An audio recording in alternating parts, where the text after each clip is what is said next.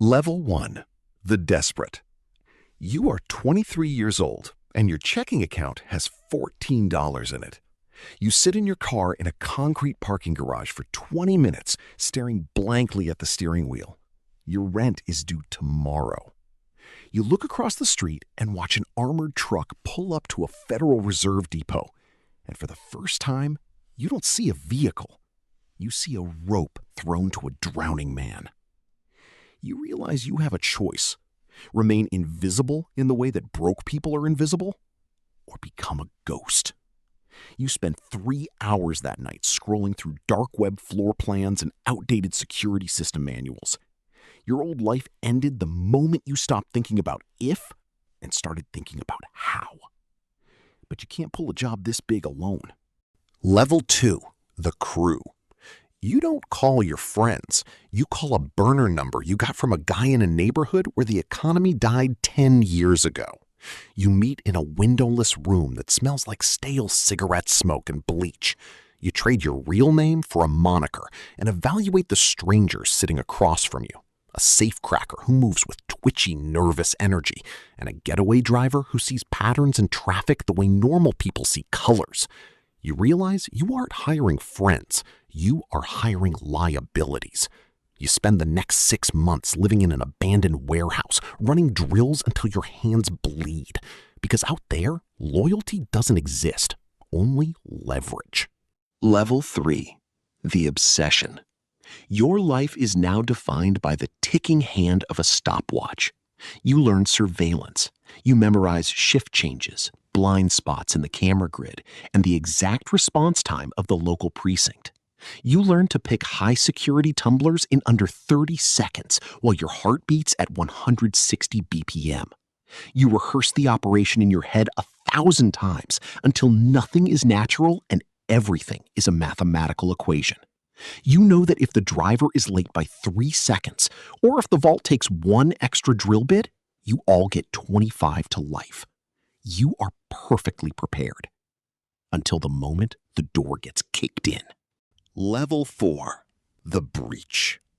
It is 3 a.m. You are wearing a black tactical suit that feels like a second skin, carrying 80 pounds of gear that makes your knees ache. The smell of ozone and melting steel fills the air as the thermal lance cuts through the vault door. Sparks cast violent shadows against the walls. The vault hisses open, and you are staring at it. $100 million in untraceable, non-sequential bills. The duffel bags are so heavy they cut off the circulation in your fingers. You are euphoric. You exfiltrate into the blacked-out van, your ears ringing from the alarms. You got away with it. Or so you think. Level 5. The Mountain.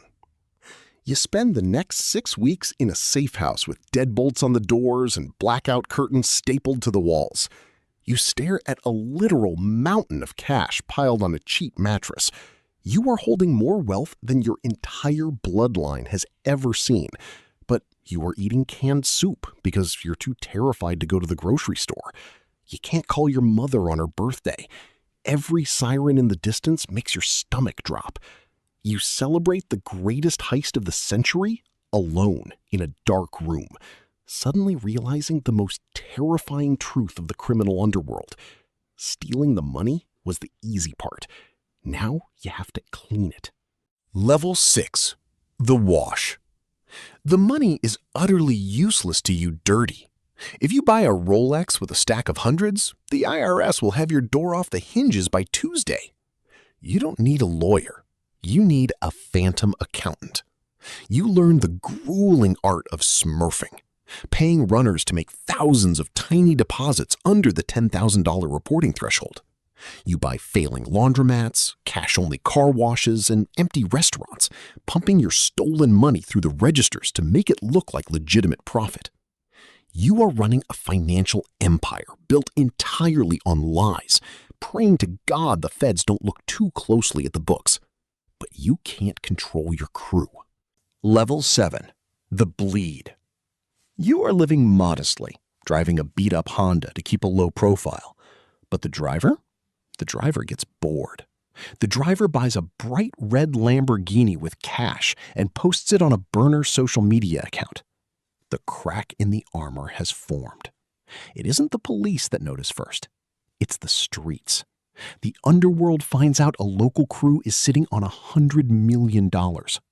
Suddenly, an SUV with tinted windows starts parking across from your laundromat. The cartels and local syndicates are circling. You aren't the apex predator anymore. You are a walking ATM, and they are coming to make a withdrawal. Level 8. The Paranoia. The fantasy is dead. Only the nightmare remains. You sleep with a suppressed Glock 19 under your pillow. You check the undercarriage of your car for trackers every single morning. Your body is flooded with cortisol 24/7.